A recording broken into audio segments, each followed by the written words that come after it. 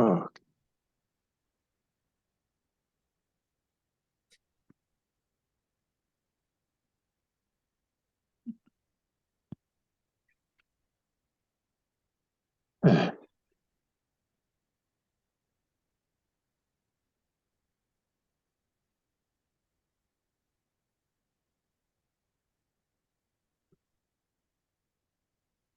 Beth, you're in a sweatshirt. Yeah, it's cold and windy here in Manassas. Oh, it's cold and windy here, believe me. Yeah, it's very cold and windy here as well. Yeah. Yeah. I was telling Elaine that basically we're getting his kind of weather now.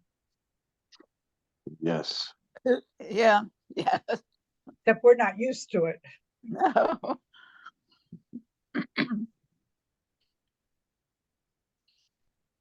My cat goes to the door, goes outside, turns around, comes back in. We have to keep doing this ritual over and Yes, over and yes. over. Indeed. You wanted to check it out to see if there's any difference in the last time she checked. Yeah. Yeah, but the wind was gusting like 46 miles per hour today, I saw. I believe it. Like, Yeah, I believe it. It's crazy. Yeah. The flowers don't know what to do with it either. All the flowers that are blooming. Indeed. Oh, yeah. Yeah, well, because it was 24 degrees this morning. Yeah. Wow. Yeah. It's crazy because there's a lot of trees out. A lot of the blossoming trees are out. Oh, yeah. I saw like 30 robins yesterday in a small area. They're moving back. Wow. Huh. Uh-huh. Huh. I saw robins yesterday, but none today.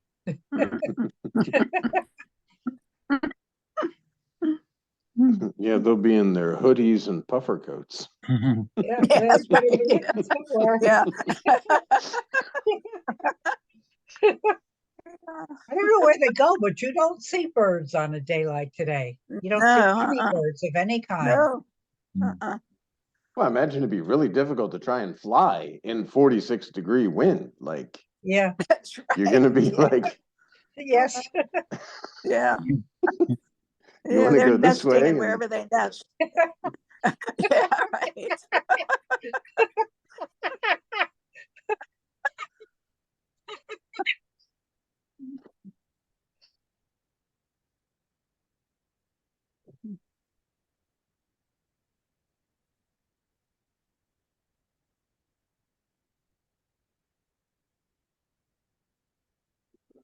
Want to let you know I'm here to disturb the peace. You're here to disturb the peace? Yeah. Well, I mean, just because you're here, this is the only reality is true, because you know you're here, you know your existence, but there's no you to disturb the peace. This object that's appearing within you is like a, like we talked about, the river. There's some kind of a something floating down the river. Okay, go enjoy.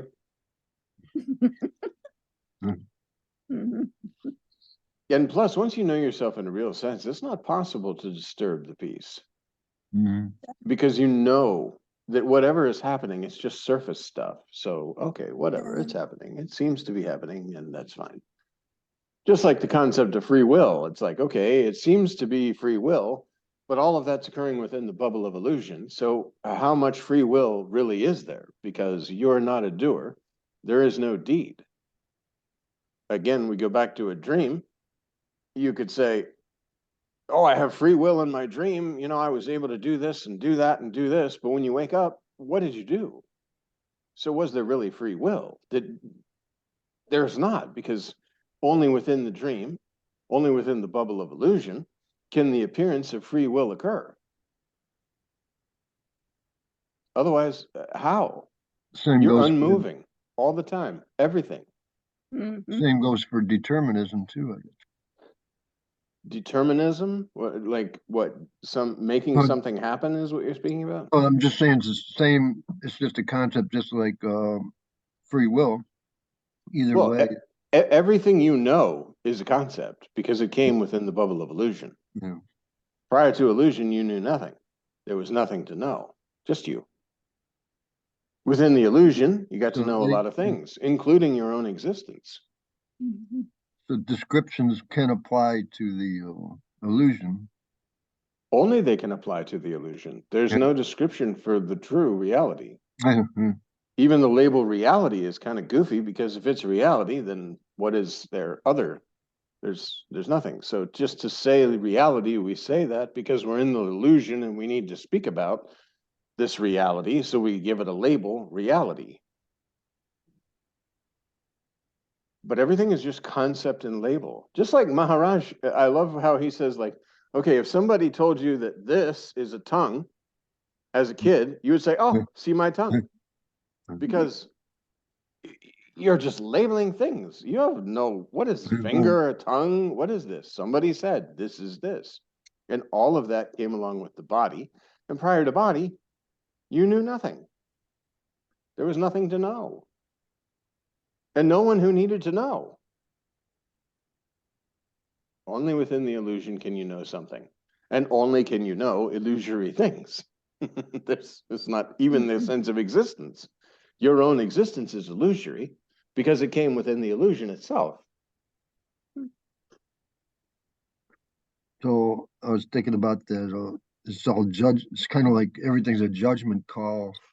Well, first you label it, and then you make judgments accordingly. Only if you believe yourself to be a body and mind. Because you have to have some point of identification, some local identification in which to say, I don't like this, or I do like that, or give me more of this, or give me less of this. So you have to have a body. If you know yourself in a real sense, and you're truly formless, then what is there to judge? And the only thing is to judge is within the illusion. And what is the point of that? You lay down to sleep at night, you have a dream, good dream, bad dream, but you wake up, you know it's just a dream. What was the point of even saying good dream, bad dream? Other than to know that you, the dreamer, experienced this concept of dreaming. And everything that you had experienced was within that concept of dream.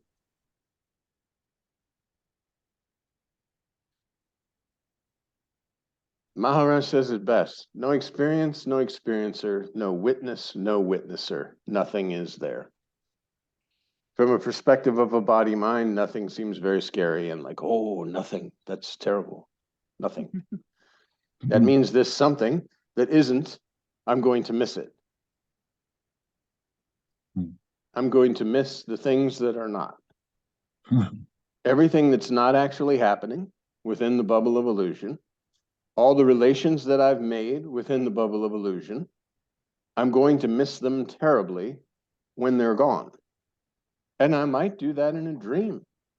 We talked about wake up. In the dream, you were a rock star with nice house and everything you could want. And then you wake up and you're like, oh, that was just a dream. You missed the dream. But it wasn't real.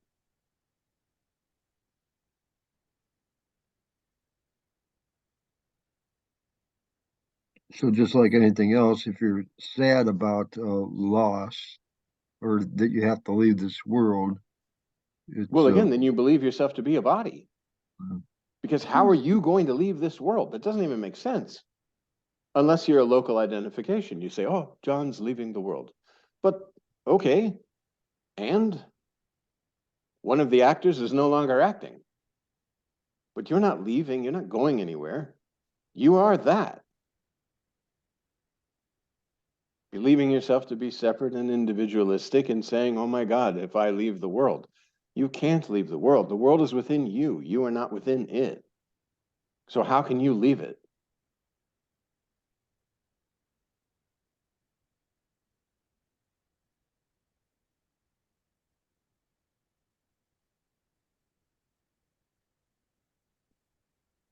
Body is like a telescope, basically, to see inside the illusion for a time. If you identify with the body, then you'll say, oh, oh my goodness, I'm not seeing as John. But this doesn't make sense. Like, even to say I'm not seeing anymore as John doesn't make sense. And they try to explain that between individual consciousness and universal consciousness, because your universal, they talk about prana in the body goes outward, the body returns to the 5 elements, and this subtle body, these thoughts or whatever, the individualized consciousness merges into the greater consciousness, or the universal consciousness. But even this is just a description of the illusory state that you're currently experiencing and believing to be true, and that you're leaving, but you're not. So imagine, even if you think yourself an individual and you say, oh, my individual consciousness will merge with the universal consciousness, then I'm happy because I'm universal consciousness. But universal consciousness is the world, basically what you're saying, that is within you. So there's no leaving, there's no coming and going, there's no birth or death. The object that you believe yourself to be is a lump of goo that has grown because you fed and watered it, like a plant. It gives you the perspective of seeing, oh, this is a world. The space inside the room suddenly clicked with the body and said, I'm in a room. There are objects around me.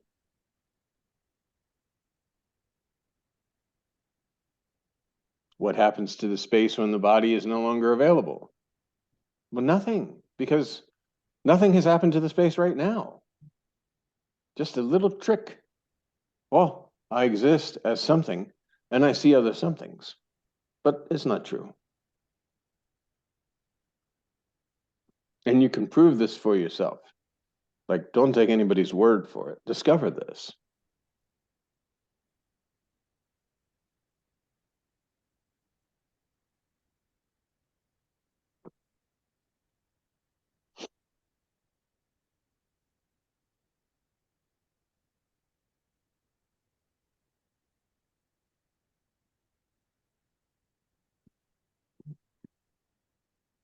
Then you understand I'm more like the ocean than I am like the waves.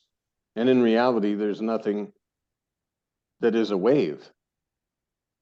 It's all ocean. It's all water. There never was a wave. There was a concept of a wave because of a labeling. Sri Ramakant Maharaj says beautifully, this is a wall.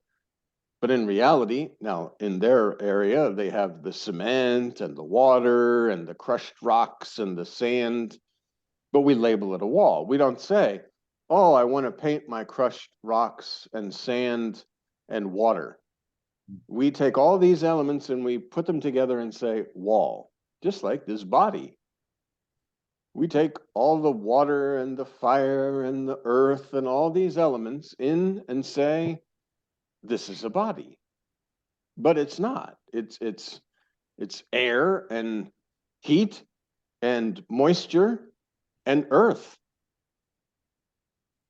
But that would be rather strange to say, you know, I don't believe that I'm the earth, the fire, the water, the air, the ether. So instead I say I don't believe I'm a body.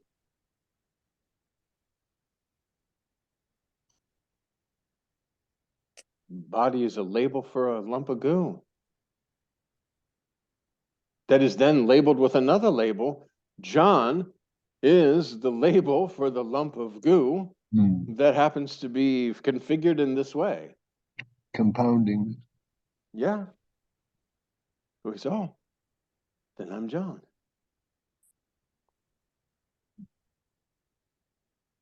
And when you know yourself in a real sense, okay, John is a character. There is an object within the dream, an object that can make decisions, an object that can fully participate in whatever it is in the moment that needs participating in. However, again, not doing anything, because just like your dream character that you're dreaming cannot do anything, This concept of a you cannot do anything. The you that you are has no ability to do anything except within the bubble of illusion. So the limitlessness appears as limits. Well, it gives the power, the energy, the movement, the objects, but itself is not an object, nor moving, nor energy. Within the bubble of illusion, we label these things, these aspects. All not true. I find it interesting. Sometimes I get dreams, and these are pointing towards limitlessness, I guess you could say. Like today, or was it yesterday? I had this dream about a song, but it wasn't a song with sound. It was like a sort of like a pancake with no particular form, but to me in the dream it was a song for some reason, and it was there only if I would pay my attention to it, then it was there. As soon as I wasn't paying attention to it, it wasn't really there anymore. Everything was just kind of was spacious, like a undefined presence. But I was still kind of there as a kind of observer. But anyway, the message kind of that I got from it was this song that wasn't a sound was limitlessness in a sense, and that if I paid attention to it, it becomes real as like presence or something like that. Well, it's all occurring within you. But that was interesting that happens. And again, not to pay so much attention to experiences or it's the experiencer. Everything's projected on your spontaneous presence, and it has no meaning unless you give meaning to it. And to give meaning to it is to create a bubble of concepts, because remember now, one concept will birth a million concepts. The concepts I exist birth the conceptual world with a you in it, doing things. So that's how you do not want to give validity to any concept. You know their concept, remove it. That's why Maharaj says, you may see the master appear before you. You could be sleeping and wake up at night and there's Sri Ramakant Maharaj. But this is nothing. You forget it. It's just an experience. It's going to be gone. Yeah. Ultimately, there's no experience, no experiencer. So anything can happen within the bubble of illusion. Doesn't make it real. How can it be real? The only reality is reality. You can't have alternate realities. Yeah. Otherwise, reality is not reality. There would be a layer on reality that was mislabeled as reality, but you just had to dig deeper to the actual reality.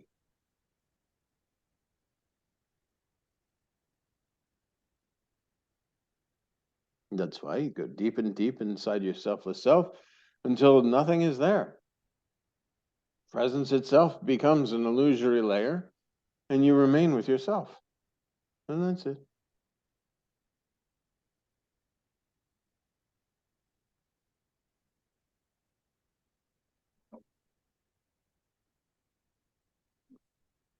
Sometimes I wonder about from the bodily perspective, when I okay, say I enter a state of bliss or the self intoxication. I can, from a bodily standpoint, it can feel like it has different degrees of bliss. Like sometimes it can feel like subtle, and sometimes it can feel like powerful. Well, it remains whatever layers of illusion you're discarding until you get to just that kind of pure presence, pure consciousness, whatever you want to call it. The body is then used as just an instrument for this subtle sense of presence, for this selfless self-intoxication. And then you understand that this selfless self-intoxication has appeared because of the body, but the one to whom it appears is not in the body. It's just this happening, which again is not happening because you remain with your selfless self. No movement, no bliss, no nothing. There's just you can't describe. There's nothing. You're prior to beingness. Because beingness, the sense of presence, is appearing. And that's your eyes on the prize. Okay, presence. From presence,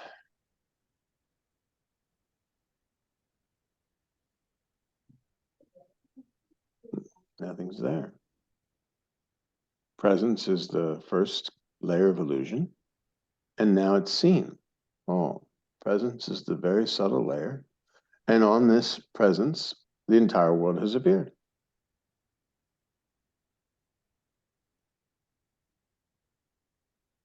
And not to Keith, because Keith is the label for an object inside the world that appeared on your presence.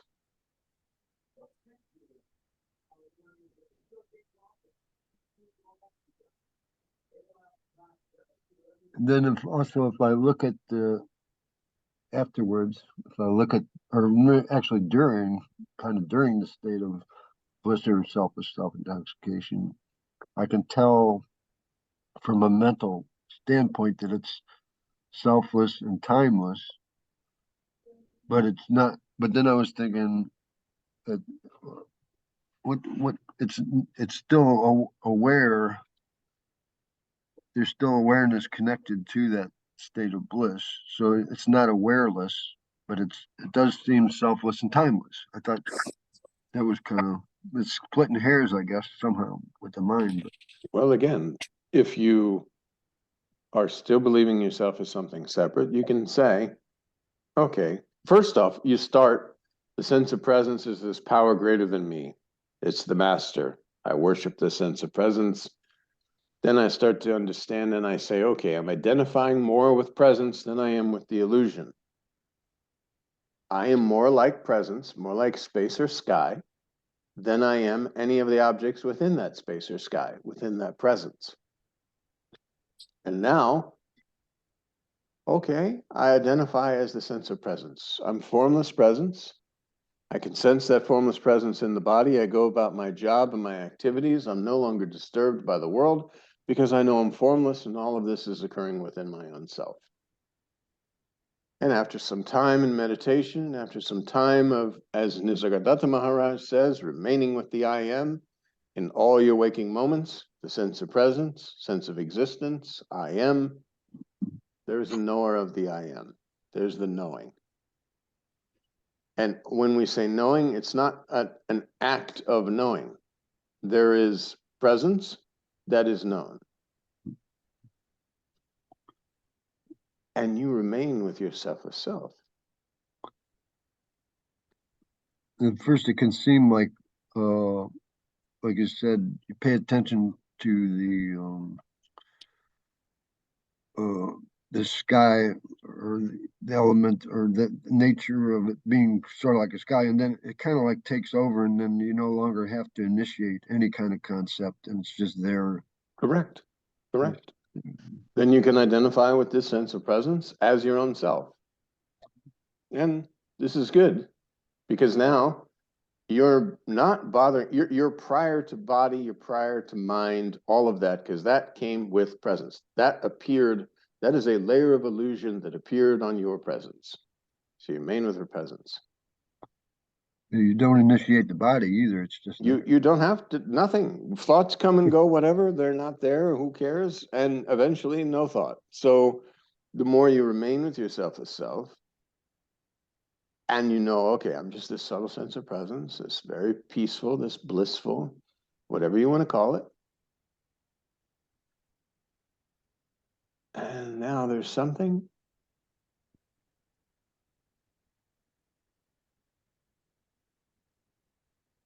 That's the black hole. There's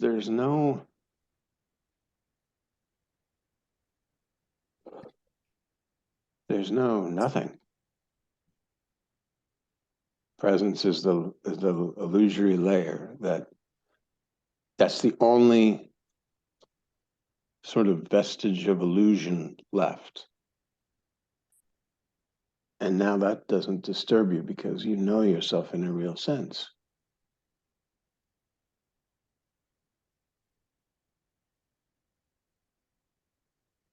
How about the metaphor of the projector? Yeah, you're not any of the projections. You're more like the projector. And presence is the light, basically, that is allowing for the projections to appear. But you're the projector, which means when the light is off, you're still there. When the light is on, you're still there. But now there's images that are dancing and seen. This is why Maharaj very rightly says, you are the projector, not the projections.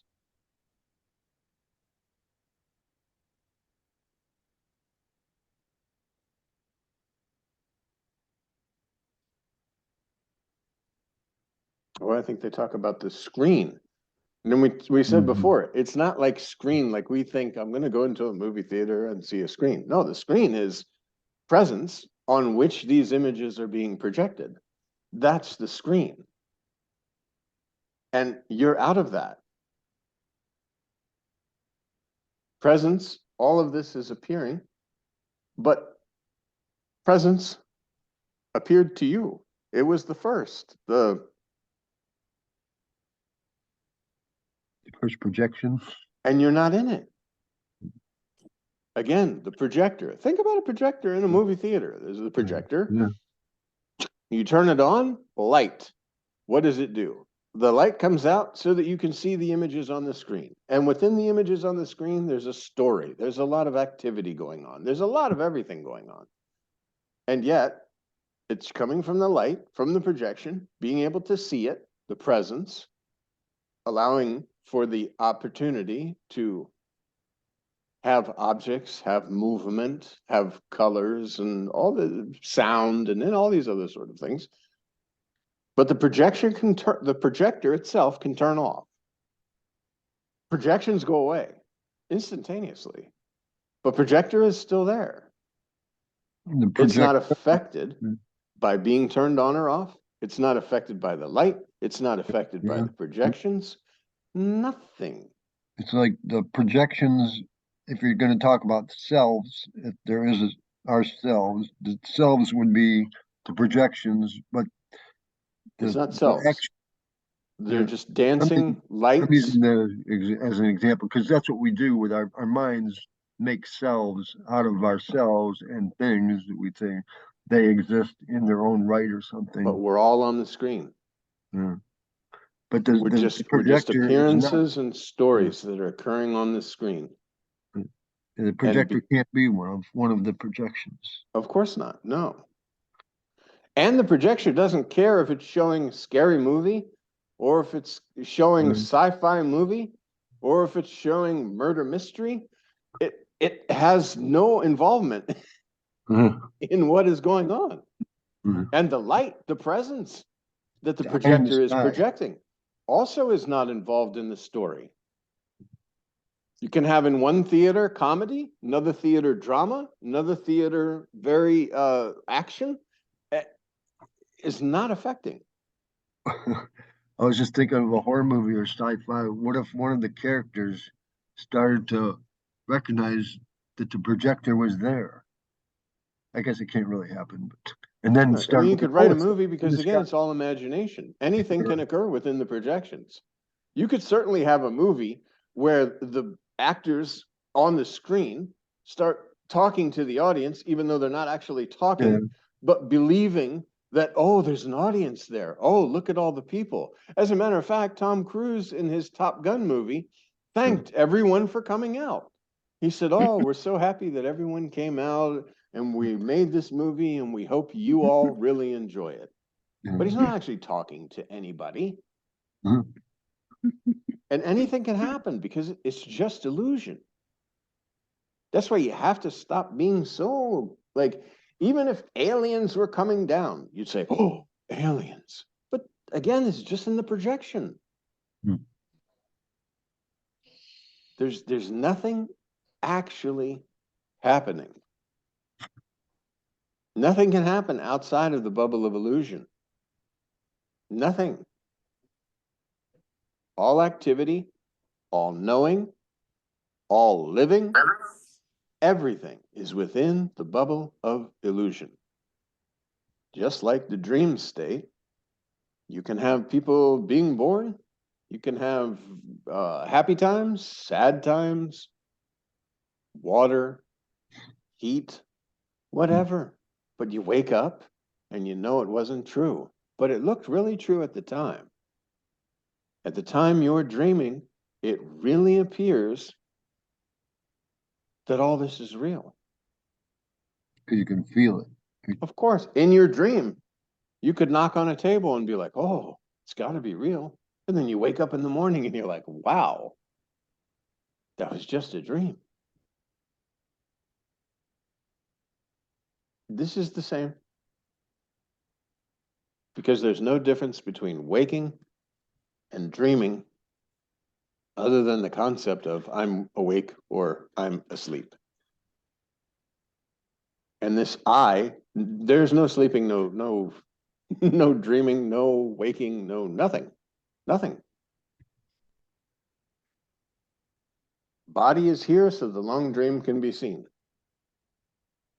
But you can wake up to this dream anytime by knowing yourself in a real sense and saying, oh, so that I am that. Absolutely none of this can be true. How could it be true?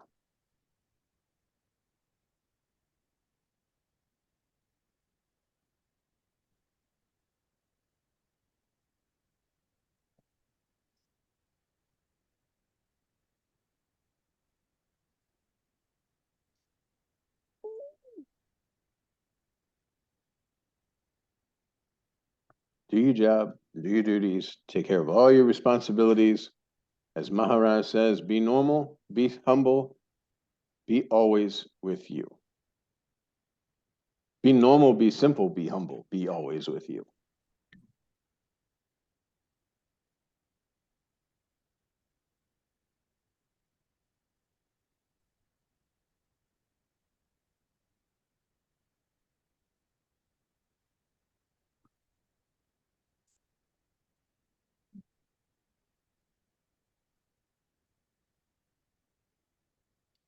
When I start to recognize the truth, though, it's shameful. It seems shameful how simple it is. Oh, I mean, again, it's even recognizing the truth is within the bubble of illusion. Yeah. There's no like grand plant the flag, I know the truth. Yeah. You know, it's all within the bubble of illusion.